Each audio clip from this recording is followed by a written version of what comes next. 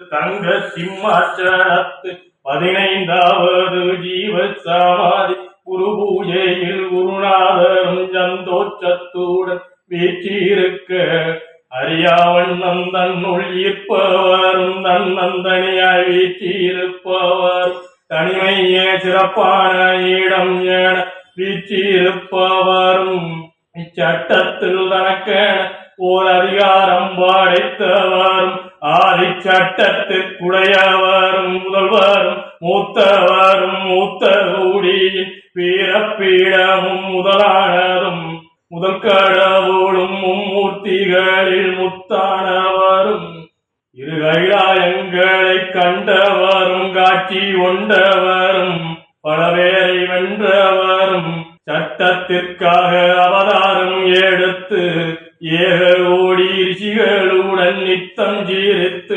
மகிழ்பவரும் பண்டார சட்டத்தின் தலைவரும் தலைமை பீடம் ஏற்றவரும் மானிடனுக்கு ஞான ஒளி ஊட்டியவரும் ஞானப்பால் குடித்தவரும் ஞான தந்தையின் மகனாக பிறந்தவரும் ஞானத்துடன் சென்று விட்டவரும் ஞானமாய் திகழ்பவரும் ஞான மார்க்கத்தை கண்டவரும் ஞான மார்க்கத்தை உண்டு வன்னியவரும் ஞான லோகத்தை ஏற்படுத்தியவரும் ஞானமேகரியன வீற்றிருந்தவரும் தன் அவதாரத்தின் மூலம் ஞானத்துக்கு பொருளுண்டு வன்னியவரும் என குருநாதரின் சிறப்பை சொல்லி வாரேன் சுருளி மகரிஷி மகானும் புரியாத பாதையை அறியாமல் தேர்ந்தெடுத்து தெரியாமல் சென்ற வீழை வாழ்சாலன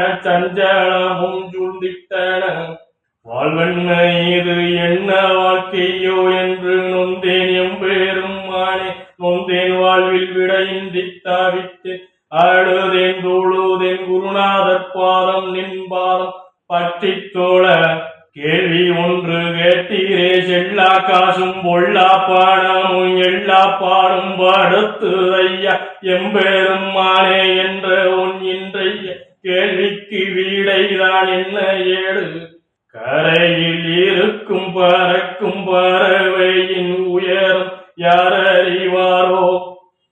சாமி குரு பூஜை சித்திர வருடப்பிறப்பதுமா கவி பாடி வந்தது சுருளி மகரிஷி மகான். சாமி ஜீவசமாதி நாள் அதுமா சுருளி மகரிஷி மகான் ஏதோ சொல்லி வர்றாங்க.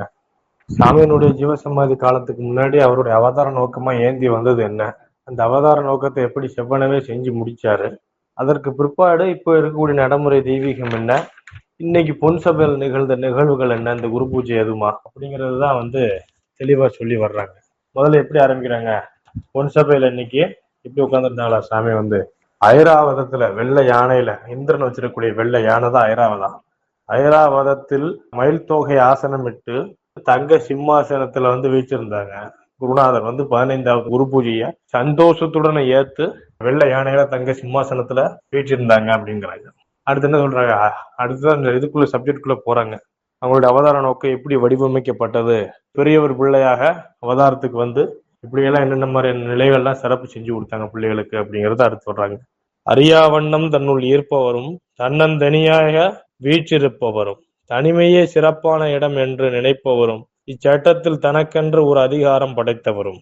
அறியாவண்ணம் தன்னுள் ஈர்ப்பவன் சொன்னா தெய்வீகத்தினுடைய அறியாமையில பிள்ளைகள் மானிட சட்டையில இருக்கிறப்ப இருந்த பட்சத்துல அறியாமையே சார்ந்த வரோம் அப்படின்னு இருந்த காலத்துல அதை நீக்கி அதை இடர்களஞ்சி தன்னை அறிய வச்சு தன்னுள் இருக்கக்கூடிய தெய்வீகத்தை அறிய வச்சு குருநாதனுடைய சிறப்பையும் அறிய வச்சு கூட்டிட்டு மானிட சட்டையா இருந்தவனை ரிஷிமான் ஸ்டேஜ் வரைக்கும் அழைச்சிட்டு போகக்கூடிய மகத்தான சட்டத்தை கையில வச்சு பிள்ளைங்களுக்கு சிறப்பு செஞ்சு கொடுத்து பிறவி பெருங்கடல்ல இருந்து பிறவாமையை நோக்கி பிறவாம பொன்குகையை நோக்கி அழைச்சிட்டு போனதுதான் அவர்களுடைய அவதார நோக்கத்தினுடைய பெரிய சிறப்புங்கிறது.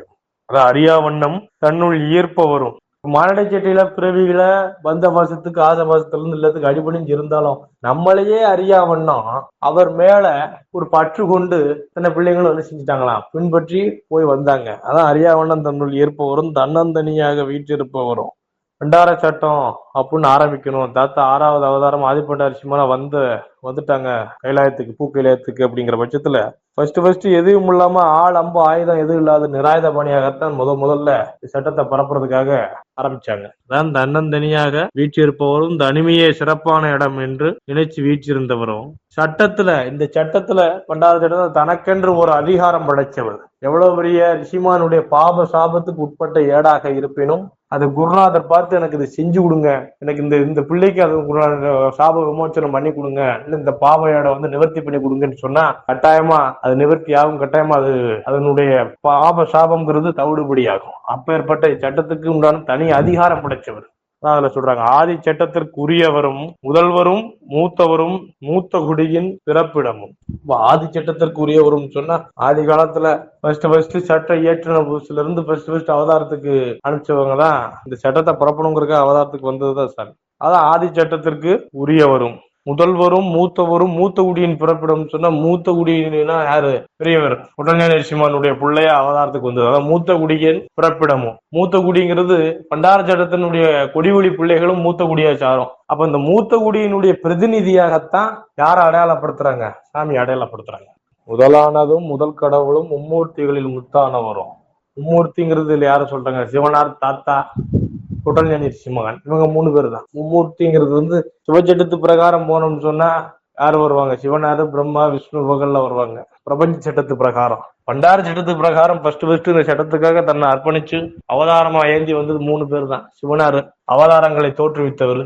அதுக்கு அடுத்து ஃபர்ஸ்ட் 2 அவதாரம் தாத்தாவும் பெரியவரும் சட்டத்துக்காக அவதாரம் எடுத்து வந்தவங்க. அதனாலதான் மும்மூர்த்தி இல்ல முத்தான பிள்ளையா தடம் பதிச்ச வரும். 2 கைலாயங்களை கண்டவரும். பூக்கைலாயம், பொற்கைலாயம், 2 கைலாயங்களை உண்டு பண்ணி 2 கைலாயங்களை கண்டு அதுக்கேத்தாப்புலான இதுதான் தெய்வீகத்துக்கு உண்டான பாதை அப்படிங்கிற ஒரு நெறிமுறைய வரமுறைய வகுத்து கொடுத்தது சாமி தான்.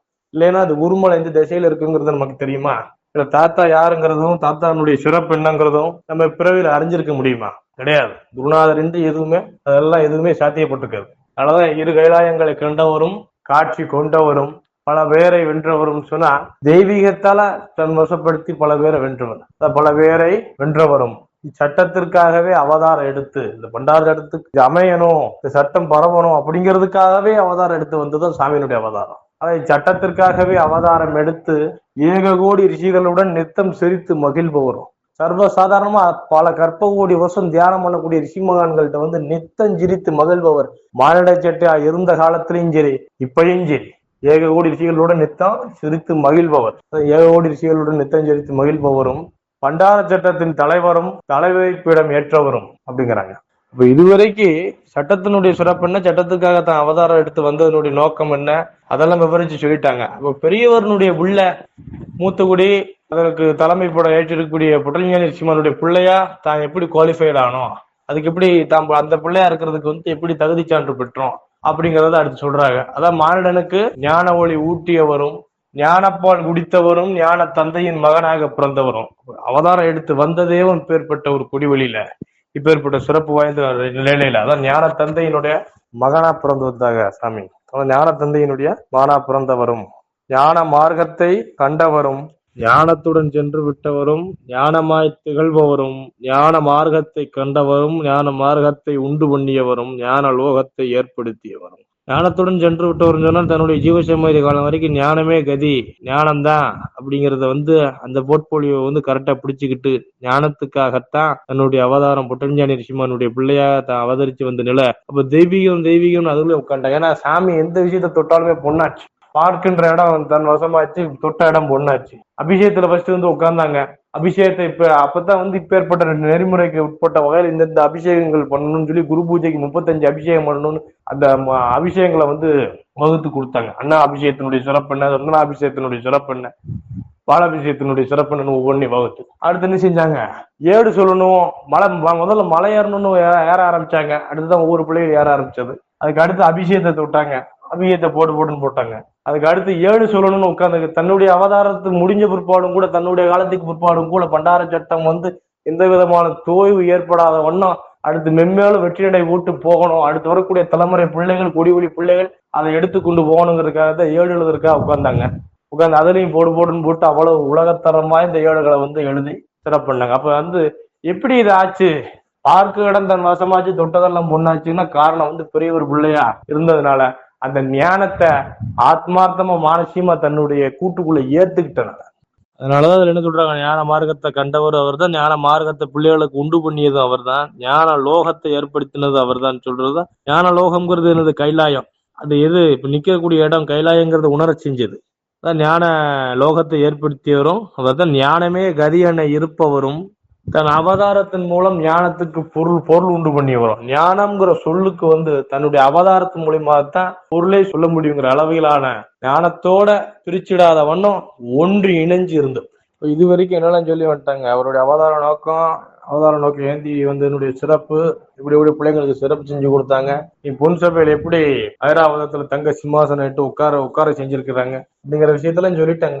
அடுத்து பிள்ளைகளுடைய பிரதிநிதியா, பண்டார சட்டத்தினுடைய பிள்ளைகளுடைய பிரதிநிதியா சாமி பொன் சபையில குருநாதர்கிட்ட எடுத்து வச்ச கோரிக்கைகள் என்ன, அது எவ்வளவே குருநாதரிடம் சென்றடைஞ்சது, அதுக்கான பதில் என்ன கொடுத்தாங்க அப்படின்னு சபையில் நடந்த நிகழ்வை தான் அடுத்து சொல்லி வர்றாங்க. அதாவது புரியாத பாதையை அறியாமல் தேர்ந்தெடுத்து தெரியாத வழியில் சென்று சரண சஞ்சலமும் சூழ்ந்துருது பிள்ளைங்களுக்கு. சரண சஞ்சலம் சூழ்ந்த பிற்பாடு என்ன ஆயிடுதான், வாழ்வென்ன இது என்ன வாழ்க்கையோ என நொந்தேன் எம்பெருமானே, நொந்தேன் வாழ்வில் விடையின்றி தவித்தேன், அழுதேன் தொழுதேன், என் பொற்பாதம் பற்றிட தொழுதேங்கிறாங்க. அப்ப ஏதோ ஒரு சூழ்நிலையினுடைய அழுத்தத்தினால, காலத்தின் கட்டாயத்தின் சூழ்நிலையின் சுழற்போக்கால சில விஷயங்கள் குருநாதர் உத்தரவு கொடுக்கலைனாலும் அது செய்ய முற்படக்கூடிய இது அமைஞ்சிடுது.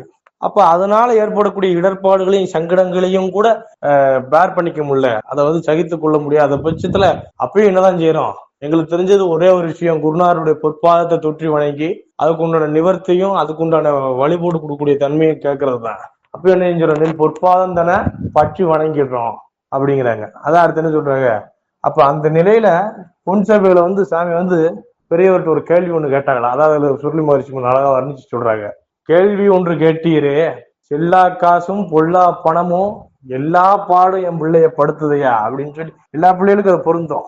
ஏன்னா இன்னைக்கு ஆனந்த கோயிலையும் சரி, சில பிள்ளைகள் நிறைய பிள்ளைகளும் சரி பொருளாதார ரீதியான சரிவை சந்திச்சு போய் கொண்டு இருக்கிறதுனால அதை மேம்படுத்துறதுக்கும் அதை அடுத்த கட்டத்துக்கு எடுத்துட்டு போறதுக்கும் என்ன சிறப்பு பண்றது. அப்ப இந்த செல்லாத காசு வெறும் தாள் தானே, அது கூட நம்ம மதிப்பு இல்லைங்கிற பட்சத்துல டிமானிட்டேஷன் போட்டப்போ 500 1000 ரூபாய் எங்க போச்சு, வெறும் அப்ப அது தாள் தான். அவதான் சொல்றாங்க, செல்லாத காசும் பொல்லா பணமும் எல்லா பாடம் பிள்ளைகளை படித்து போகுது. அப்ப அந்த மாயிலிருந்து வெளியே வரணும், அந்த மாய்க்கையிலிருந்து வெளியே தெய்வீகத்தை கம்ப்ளீட்டா உணரணும் அப்படின்னு சொன்னா, தெய்வீகத்தை தன்னார்வலரமா உள்ள ஆட்பறிச்சு உள்ள இருக்குன்னு சொன்னா இந்த பிரச்சனைகள் இருக்கக்கூடாது. அவங்களை சுற்றுச்சூழலா இருக்கக்கூடிய இந்த சமாச்சாரம், அப்ப இதுல இருந்து விடுபட்டு நிவர்த்தி பண்ணி கொடுங்க அப்படிங்கறத அதுல கேட்கிறாங்க.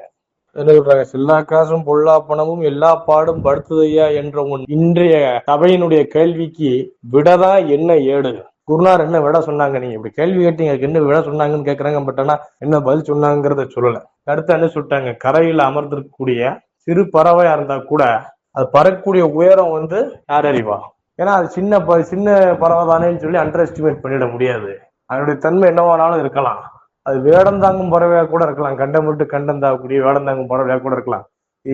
எதை மேற்கோள் காட்டி எதை ஓவப்படுத்தி சொல்றாங்கன்னா, ஒவ்வொரு ரிஷிமானும் அவங்களுடைய ஒவ்வொரு அவதார நோக்கத்தை, அவங்களுடைய ஒவ்வொரு போர்ட்போலியோவை அவதார நோக்கமாக கருதி வந்திருக்கிறாங்க. சில ரிஷிமகான்கள் ஒளி வந்தா ஜார சிறந்தது, சில பேர் தியானத்தின் மூலியமா குருநாதர் அடையலாம், சில ரிஷிமகான்கள் அபிஷேகத்தின் மூலியமா அக்னி வடிவமான சிவனாரை குளிர்விச்சு அது மூலியமா சிறப்படையலாம். ஒவ்வொருத்தரும் ஒவ்வொரு இதுல வந்திருக்கிறப்ப, அப்ப அந்த மகான் பார்த்து ஒவ்வொரு பிள்ளைகளை தேர்ந்தெடுத்திருக்கிறப்ப அந்த பிள்ளைகள் அந்த ரிஷிமானுக்கு உகந்த வண்ணம் அவங்க கூட சந்தோஷப்படக்கூடிய நிலையில செயல்பட்டு வந்தாதான் அந்த சிறப்பை பெற முடியும். நான் குருநாதர் வேலையும் ரிஷிமானுக்கு வேலையும் பார்த்துக்கிட்டேன்னு சொன்னா, அவங்களை சந்தோஷப்படுத்தக்கூடிய நிலையில நான் என்னுடைய கூட செயல்படுத்திக்கிட்டேன்னு சொன்னா என் பிரச்சனையும் என் வேலையும் தாத்தாவும் ரிஷிமானு பாத்துக்க போறாங்க. இதுதான் இது பிரகாரம் அமைஞ்சாலேயும் காசு பின்னாடி ஓட வேண்டாம், அது அந்த டென்ஷன் இந்த டென்ஷன் எதுக்கு பின்னாடி ஓட வேண்டாங்கிறது தான் கடைசியில் அவங்க சொல்லக்கூடிய பதிலையும்.